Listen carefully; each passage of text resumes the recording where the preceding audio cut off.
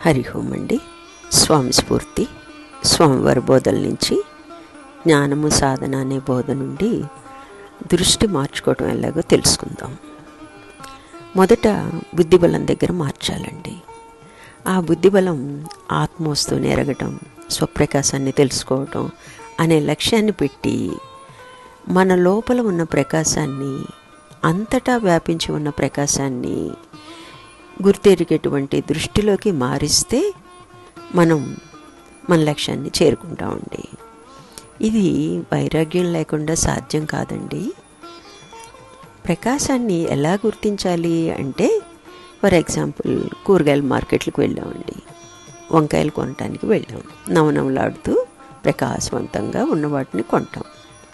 ఆ పక్కన వాడిపోయినవి, వారం క్రితంవి ఉన్నాయండి. వాటిలో ఏమైంది? ప్రకాశం పోయింది. ప్రకృతి అంతా కూడా ప్రకాశం, పంచభూతాల నిండా కూడా ప్రకాశమే ఉందండి. ఇక్కడ పంచభూతాలు వ్యవహరిస్తాయి అంటే ప్రకాశం వల్లనే వ్యవహరిస్తున్నాయి. సూర్యప్రకాశం లేకపోతే సృష్టి లేదుగా. కాబట్టి సృష్టి మొత్తానికి ఆధారభూతమైన ప్రకాశమే ఈ సృష్టి అందున్న వస్తువులు ఎందు కూడా ఉంది అని మనం తెలుసుకోవాలి. శవాన్ని చూడండి, నల్లగా మారిపోతుంది. దానిలో ప్రకాశము, చైతన్యము పోయింది. ఆ ప్రకాశానికే చైతన్యం అని పేరండి. ఎందుకని అంటే చేతనత్వాన్ని కలిగిస్తుంది కాబట్టి చైతన్యమైంది. పదార్థాన్ని కదిలిస్తుంది, ప్రేరేపిస్తుంది. ఆ ప్రేరణ ఇవ్వగలుగుతుంది కాబట్టి దానికి చైతన్యం అని పేరు.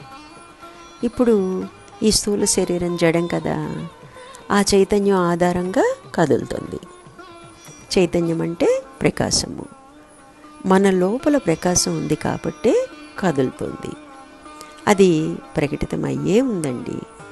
ఇలా గుర్తించే దృష్టిని మనము నేర్చుకుని మార్చుకుంటే ఆత్మని గుర్తించే దిశగా ప్రయాణిస్తాం.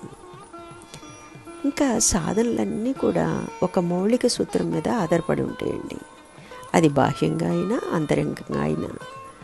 ఇంటర్నల్గా గుర్తించి వర్తించు. సపోజ్ వంట నేర్చుకోవాలంటే గుర్తించి వర్తించు, వచ్చేస్తుందంట. తల్లిదండ్రుల నుండి నేర్చుకున్నాగా, వారేమీ పనిగట్టుకుని మనకి నేర్పలేదు. చూసాము, గుర్తించాము, వర్తించాము. జీవితం అంతా వర్తించే సూత్రం అండి. ఏ విషయానికైనా కూడా గుర్తించి వర్తించు.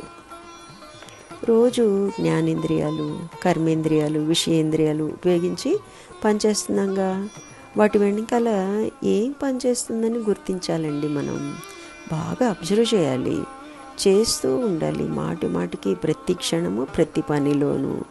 ఎప్పుడు కూడా మనము ఎప్పుడైనా ఏదైనా ఇగ్నోర్ చేసామనుకోండి, ఎవరో చెప్తుంటే మనం ఏమనుకుంటా, అయ్యో ఆవిడేం చెప్తుందో చూడు, అబ్జర్వ్ చేయి, అలా చేయి అని అంటాం కదా. అదే సూత్రం దీనికి కూడా వర్తిస్తుందండి. మనం చేయాల్సిన సాధన అంతా కూడా ఈ సూత్రమే అన్నమాట. మనము యోగిగా ఉండాలా, భోగిగా ఉండాలా, నిర్ణయం మనమే తీసుకోవాలి.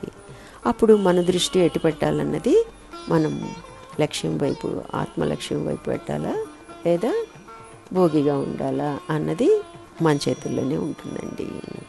హరి ఓం.